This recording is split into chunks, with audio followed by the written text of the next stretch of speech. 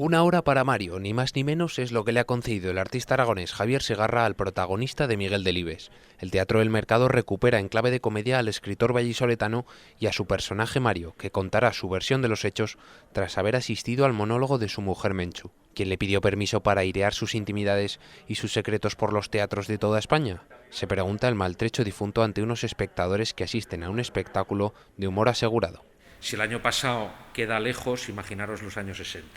Si han cambiado las cosas en un año, imaginaros en 55 o 60 años, ¿no? ¿Qué ocurre? Que esta novela, cuando la escribió Miguel Delibes, era muy actual y muy atrevida. Muy atrevida. Menchu, una mujer clasista, mirada y conservadora.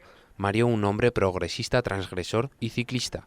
Delibes a todos contrapuntos para hablar de la España de los 60 y Segarra, de la mano de Joaquín Murillo, resucita a Mario para conocer los infinitos secretos de esta pareja. Al final nuestro espectáculo no ha pretendido otra cosa que ser un divertimento, un homenaje sincero, honesto y humilde hacia una gran obra que sin duda es un referente de la novela y luego posteriormente se convierte en un referente teatral a nivel nacional después de tantos años encarnado tan magníficamente bien por Aurora Herrera. Se habrán preguntado si hay vida después de la muerte, si hay alguien arriba esperando abrir la puerta o si hay que coger número como en la pescadería.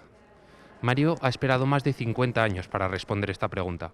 Ahora pueden hacérsela ustedes, aunque yo no me preocuparía demasiado, porque cuando la muerte llegue, lo más seguro es que ustedes se hayan ido ya.